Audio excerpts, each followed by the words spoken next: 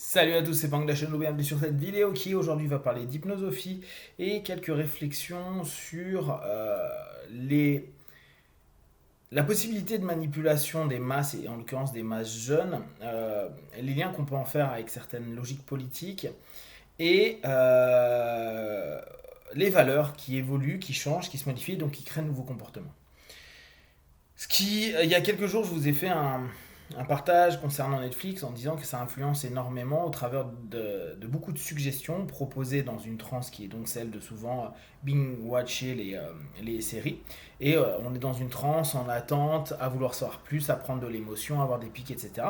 Et petit à petit, on voit que les générations sont complètement orientées par une pensée qui est proposée par actuellement le cheminement américain, anglo-saxon on va dire.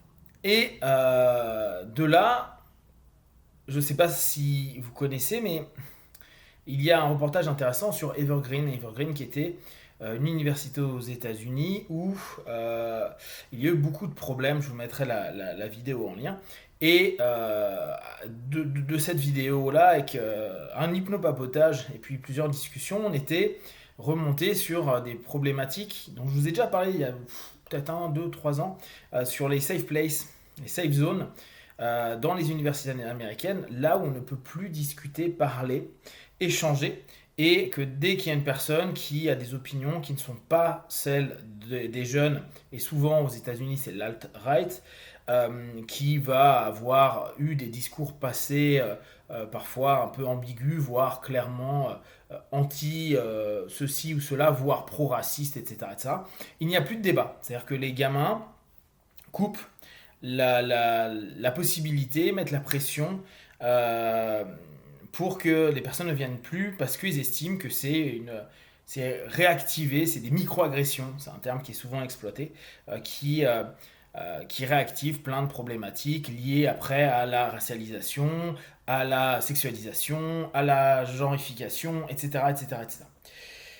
Ce qui est hyper intéressant dans cette notion-là, alors moi, il faut capter que je suis complètement dépassé, dans le sens où j'ai des valeurs qui sont relativement old school, voire même très old school.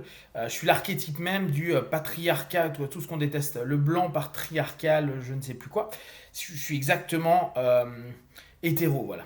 Le stéréotype que beaucoup d'étudiants anglo-saxons, et de plus en plus d'ailleurs, avec cette influence-là, je vous dis par, bien sûr, les médias, par le streaming et autres, va estimer comme étant le grand méchant. Ce qui est très intéressant dans tout ça, donc, c'est que moi je suis complètement dépassé avec des valeurs qui ne sont pas celles d'aujourd'hui.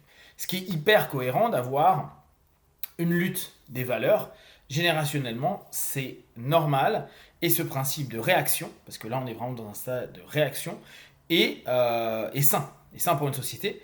Sauf que petit à petit, celle-ci, mais la nôtre a fait de la merde comme celle d'avant, ça amène vers notamment ce que vous entendez beaucoup, les cancel culture ou justement les pseudo-safe zones où on doit rien dire d'autre que ce que les gens veulent entendre parce qu'il y a une pensée unique.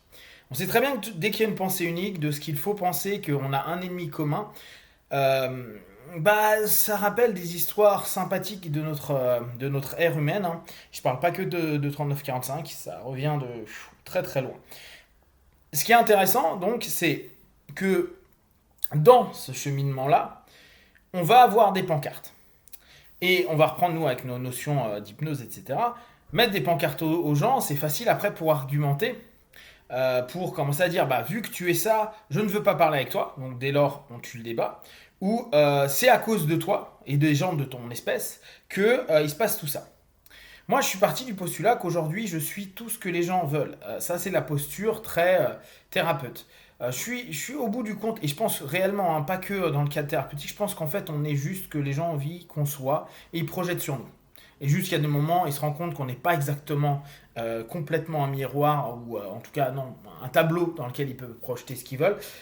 Et là, ils sont un peu déçus. Mais le trois quarts du temps, ils s'en foutent complètement de nous. Donc, moi, j'accepte d'être le raciste, l'homophobe, l'anti-féministe, l'anti...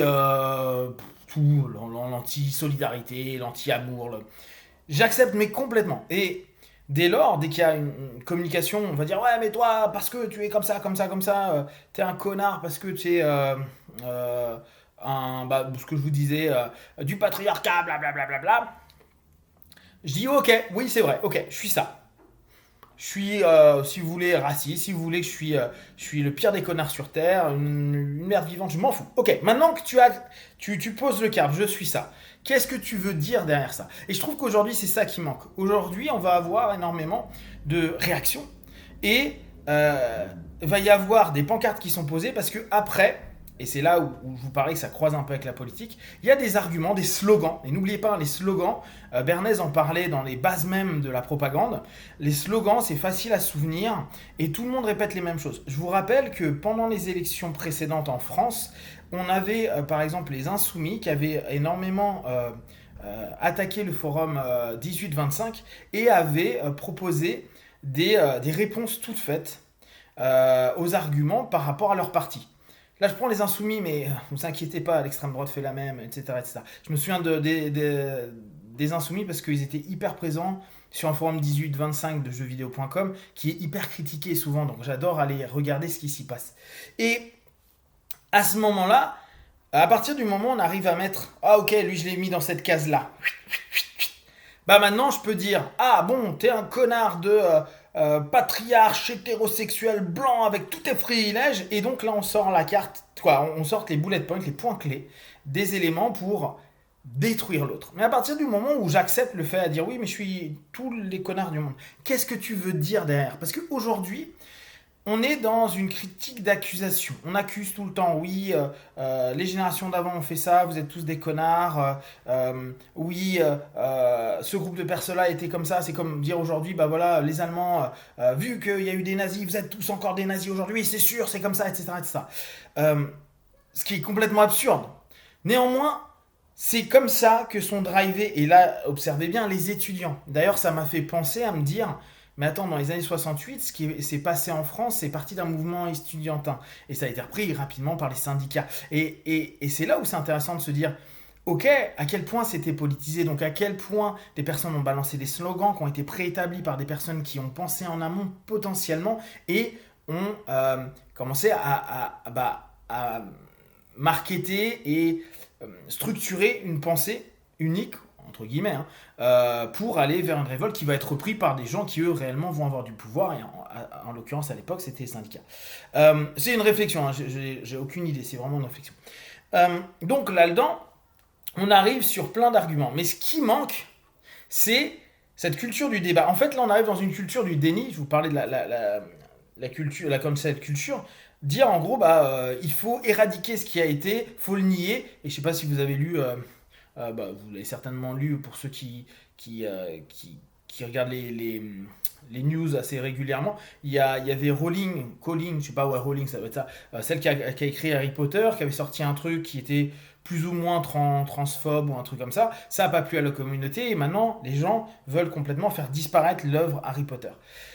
Donc, on rentre dans quoi d'un point de vue psycho? On veut nier ce qui a été et on veut détruire pour dire bah si on n'en parle plus, bah on s'en souviendra plus. Sauf que paradoxalement, la plupart des personnes et des mouvements actuels qui sont en train d'émerger et de gueuler et de tenter d'être représentés et d'insérer plein d'idées, de slogans partout, c'est justement ceux qui ont été oubliés.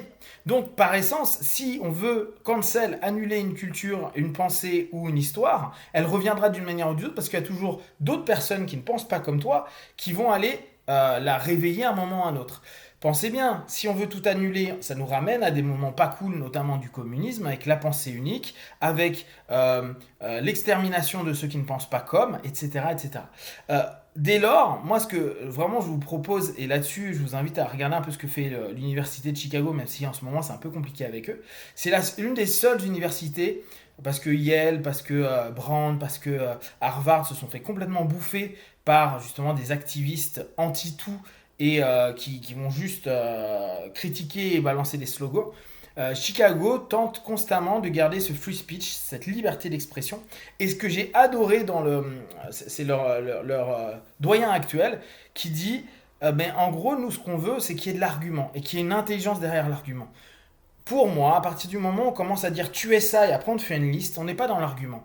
Quand on se pose et qu'on dit ok, je suis ça, maintenant qu'est-ce que tu veux derrière? Comment tu peux changer ça, améliorer? Comment toi, dans ta réflexion, tu es en train, etc.